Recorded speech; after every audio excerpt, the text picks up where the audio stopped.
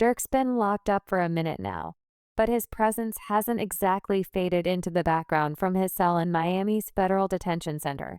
The rapper somehow managed to drop an entire track, showing that even behind bars he's keeping his grind alive. His time inside has been far from quiet. It's been packed with moments only Durk could deliver. You know how they say the camera doesn't lie well in his case. It's been catching everything, and the footage is nothing short of what you could expect from the All My Life rapper. From unexpected jailhouse moves to moments that feel like they're straight out of one of his verses.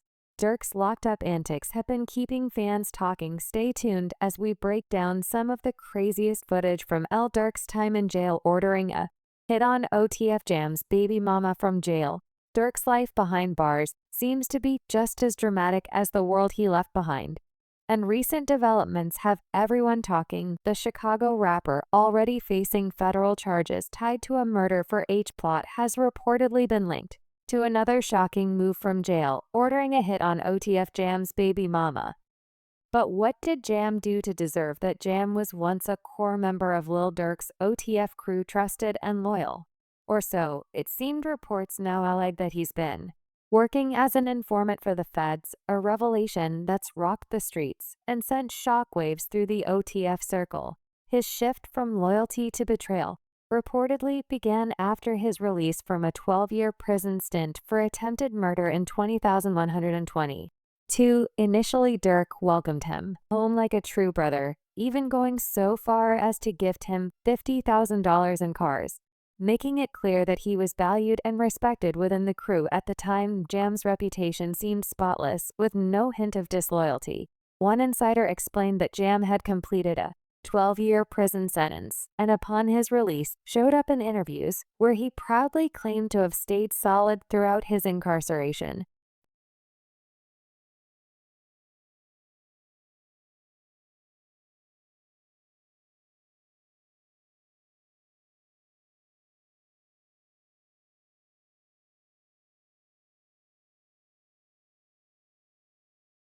The insider revealed that Jam had made it clear there was no blemish on his name, no accusations of snitching or disloyalty. For time, it appeared that the former OTF member had seamlessly returned to the fold, enjoying the benefits of standing firm and remaining loyal to the crew. But things quickly soured when Jam found himself in legal trouble again and reached out to Durk for help. Word on the streets is that Jam's baby mama tried to contact Durk to secure a lawyer for Jam, but her calls went unanswered. This perceived snub didn't sit well with Jam, and tensions began to rise. The once tight bond between the two began to fracture, and rumors started swirling about threats flying back and forth. What makes this story even wilder is the timeline. While Jam was initially welcomed back into OTF with open arms behind the scenes, things weren't as solid as they seemed. Allegedly, during his 12 years behind bars, Jam had already started cooperating with law enforcement, wearing a wire, and feeding the feds information about Durk and OTF's activities. Once released, it's said that Jam continued working with the authorities, using his proximity to Durk to build their case. His cooperation reportedly provided evidence linking Durk to a string of crimes, including the high-profile murder for high plot targeting Quando Rondo.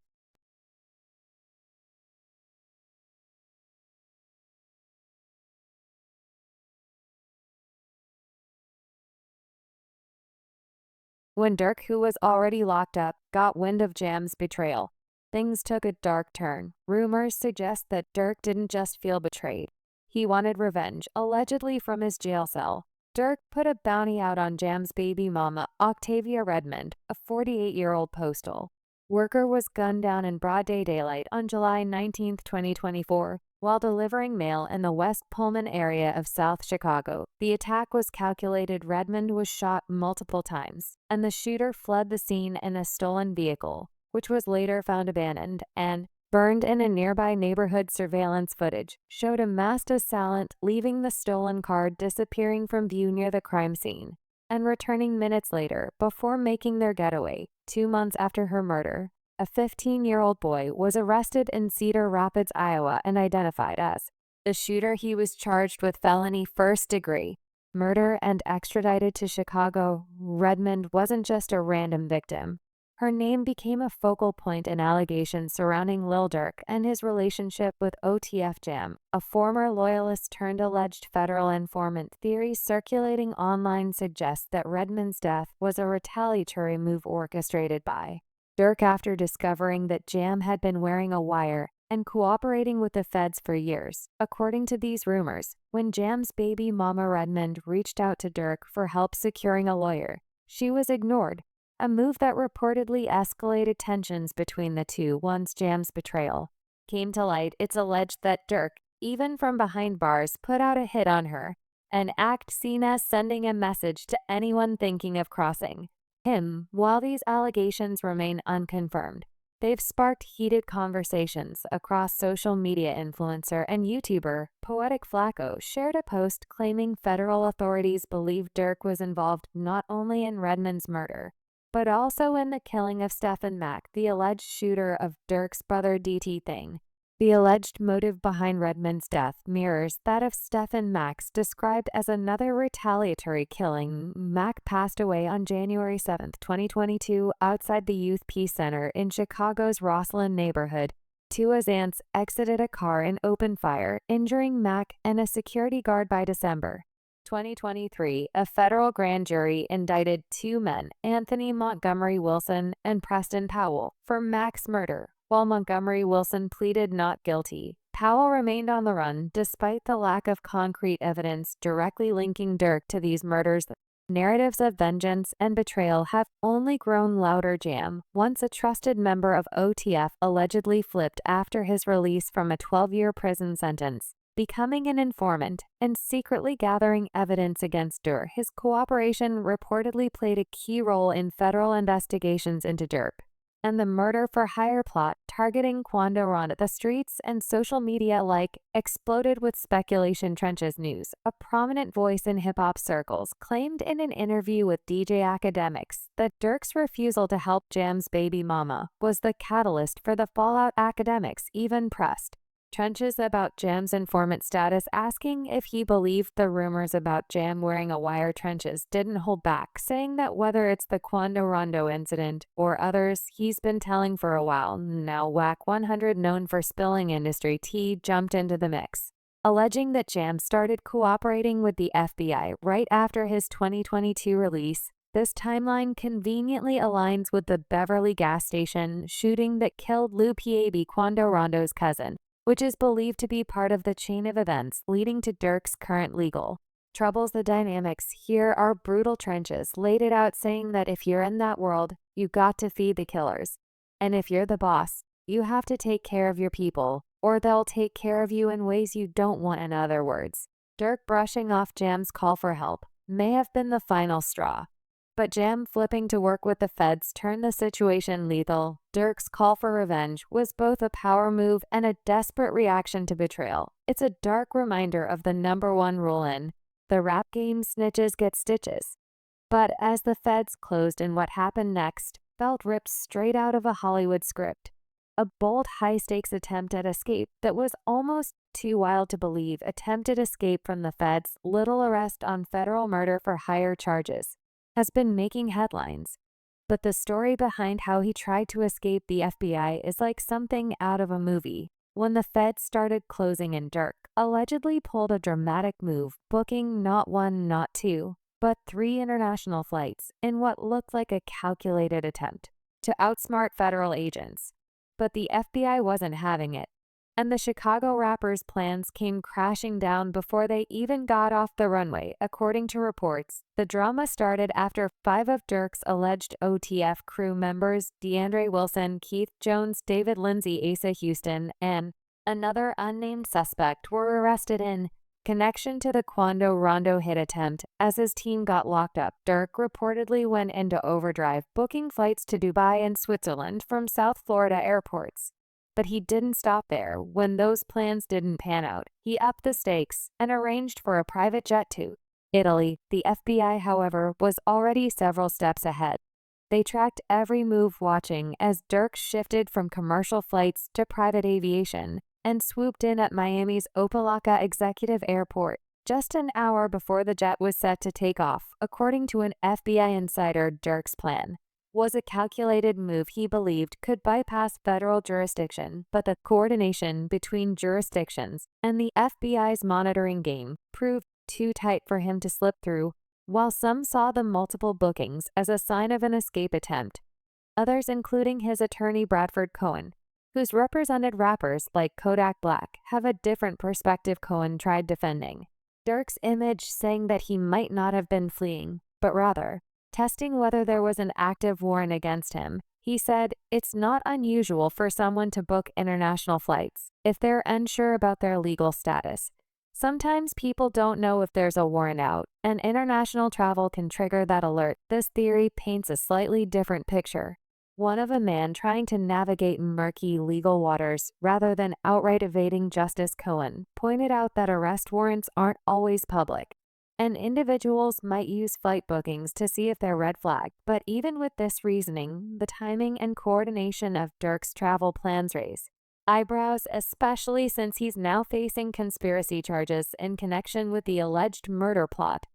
The FBI, meanwhile, isn't buying the testing the waters narrative.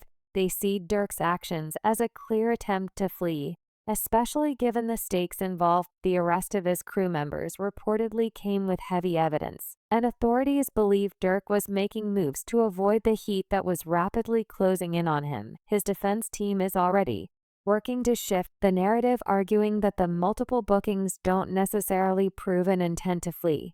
But with the Fed saying that Durk played a central role in a murder-for-hire scheme, the road ahead looks anything but easy. But Durk isn't staying silent. His first phone call from jail has not only given fans a glimpse into his mindset, but also set the tone for how he plans to face the storm ahead. Phone call from jail. Lil Durk's first call from jail has sent ripples through the hip-hop world, marking the first time fans have heard directly from the Chicago rapper since his October 24th arrest on federal charges of murder for hire. The call, shared by an associate on Instagram, revealed Durk's determination to stay positive, fight for his freedom, and get back to his family. It also squashed rumors that he'd accepted protective custody while locked up. The call was shared by an Instagram user by the name of @900brew, who posted a 2-minute clip and captioned it with words of support for Durk. On the call, Durk spoke with clarity and focus. He reassured those listening that he was being treated well in jail, and made it clear he wasn't hiding out in protective custody, a claim that had been circulating online. While he didn't dive into the details of his case, the message was unmistakable. He's fighting not just for himself, but for the chance to reunite with his family and keep his legacy intact. The connection between Durk and @900brew is somewhat ambiguous, but a deeper look at the account shows clear ties to OTF. Posts feature collaborations with OTF rappers like Bonnie Mo, and photos of Durk alongside other crew members, including Book of 600. It's clear that the person behind the post is closely tied to Durk's inner circle, adding weight to the authenticity of the call. Durk's ability to keep his spirits high during such a turbulent time has resonated with fans and peers alike. While the legal battle ahead is massive, this first call reminds everyone why Durk is often referred to as the voice. It's not just about his music. It's about his resilience, his connection to the streets, and his dedication to those who've stood by him. The call served as both a message to his fans and a testament to his character, even under the harshest conditions. Whether or not the legal system will allow him to see his family anytime soon, Durk's voice from behind bars proves one thing: he's not giving up.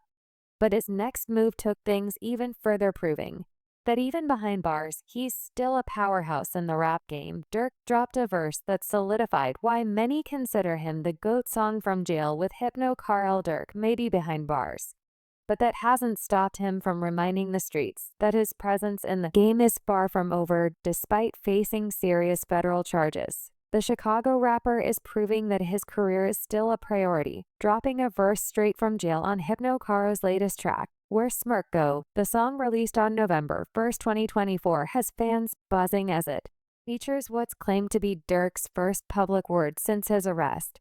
The track opens with a phone recording from a federal correctional facility, with Durk giving a shout-out to Hypno Carl, calling him his mother brother from another, and repping OTF. Proudly in the call, he declared, "Forever legend OTF. And I take your streets over, you know what time it is, rest in peace." It's a bold statement, letting both fans and rivals know that even locked up, he's still in control and planning his comeback. Durk hopping on Hypno Cars, where Smirk Go isn't just about keeping the streets talking. It's a calculated move to remind everyone that locked up or not, he's still a heavyweight in the game. Even with legal troubles casting a long shadow over his career, Durk's making sure his name stays in rotation in an industry where being out of sight can mean getting forgotten real quick. This move shows he's not letting his circumstances hold him down. When the track dropped, it set the streets on fire. Fans applauded Durk's resilience, giving props to how he's staying active despite facing some heavy charges. But not everyone was sold. The streets were split. Some accused Caro of clout chasing, while others questioned if the jail call was even real. Social media lit up with debates.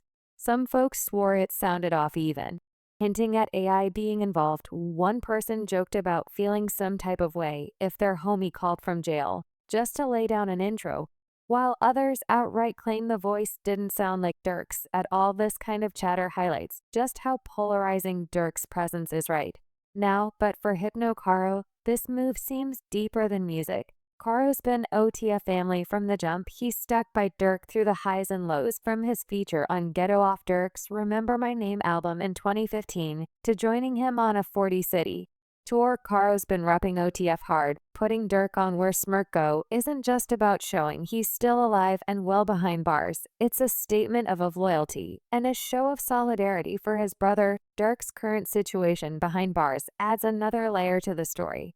He's facing federal charges tied to an alleged murder for high plot. Some of the heaviest accusations of his career. Being locked up is no cakewalk, especially for someone as high profile as Durk. Reports say he's dealing with the usual struggles of incarceration, hating the food and trying to stay focused, but dropping a feature from jail shows his hustle and sharp mind haven't wavered. He's still thinking moves ahead, determined to keep his legacy intact. Even under these conditions, Caro's move to feature Durk on the track also shows the kind of loyalty that runs deep within OTF. It's a reminder of the bonds that hold the crew together. But loyalty in the streets and in the rap game doesn't always shield you from criticism. The online back and forth reflects the duality of Durk's position, right now loved and supported by his fans, but constantly under the microscope of skeptics and critics. Durk's still finding ways to communicate with his audience, reinforce his legacy, and remind everyone that he's not done. Whether the bars come from behind a mic or through a prison phone, Durk's still here and he'll be back. But he's not just relying on music to make his voice heard. He's turning to something deeper. His faith as a follower of Islam, converted to Muslim in jail. Lil Durk is making it clear that faith is at the center of his life, now doubling down on his identity as a devout Muslim, a part of him that's been there long before his recent legal troubles. The Chicago rapper, currently behind bars awaiting trial, has been using his platform to advocate for peace and reflection, making waves with his bold declaration of his faith. He said that he doesn't gangbang since he's a Muslim. This isn't something from jailhouse conversion or newfound faith sparked by desperation. Durk has always been Muslim, and he reclaimed that part of himself well before his arrest. On Instagram, he made it plain, asking not to be labeled as anything other than a man, a father, and 1000% Muslim. In a follow-up, he conveyed a strong belief, stating that it is impossible to balance gang life with faith, emphasizing that someone needs to address this reality directly. His words pointed to a deeper conviction that this truth needs to be acknowledged. Durk's faith-based transformation reflects a significant shift he has been pursuing for years, long before his current legal challenges. He had already started advocating for peace and using his platform to address the violence affecting his hometown of Chicago in 2022. He openly discussed his goal of reducing violence and finding ways to bring the community together. He expressed his determination to contribute positively, acknowledging the difficulty of leaving behind ingrained habits. He explained that even when someone makes an effort to do almost everything right, there can still be remnants of past struggles, highlighting the ongoing challenge of Staying on a better path, his recent statements continue that mission with a renewed emphasis on Islam, which adds a deeper authenticity to his message. He appears to be rejecting gang life, entirely leaning into a faith that has long been a part of his identity, even if it was sometimes overshadowed by other aspects of his life. His commitment to peace and faith is not solely about personal transformation, it is also a deliberate message to his fans and followers. In discussing his music, he clarified that while his work reflects his experiences, it does not aim to glorify or promote street life. He emphasized that his music would stay true to those experiences, but his life goals have shifted to align with a higher purpose. While some skeptics might speculate that this public reaffirmation of his faith is part of a legal strategy to soften his image, those who follow Durk closely know that this journey began well before his current legal challenges. His dedication to bettering himself and advocating for change isn't new, it's rooted in years of reflection and a desire to leave a meaningful legacy, not just in music, but in life. For Lil Durk, this chapter is about owning it, learning from it, and moving forward with purpose. As Durk tries to redefine his life and focus on a higher purpose, his past threatens to derail his journey and the progress he's made. Face 2 more felonies while in jail, Lil Durk is now facing an even steeper uphill battle from behind bars. Already locked up on conspiracy charges tied to an alleged murder for hire plot, the Chicago rapper has been hit with 2 more felony charges that are raising the stakes of his legal troubles. Prosecutors alleged that Durk-born Durk Banks played a central role in orchestrating a revenge plot that left Georgia rapper Quando Rondo's cousin Salva Robinson dead in a gas station shooting back in August 2022. The new charges claim Durk used coded messages to direct the murder for hire scheme, which prosecutors say was a direct response to the 2020 killing of King Von. A close friend and collaborator of Durk's was fatally shot outside an Atlanta nightclub following an altercation involving Rondo's crew. Authorities alleged that in the aftermath of Von's death, Durk sought retribution, making it clear in veiled communications that there would be rewards for anyone willing to carry out the hit. Details of the alleged scheme are intense. Prosecutors say that Durk and 5 of his OTF affiliate moved quickly after learning Rondo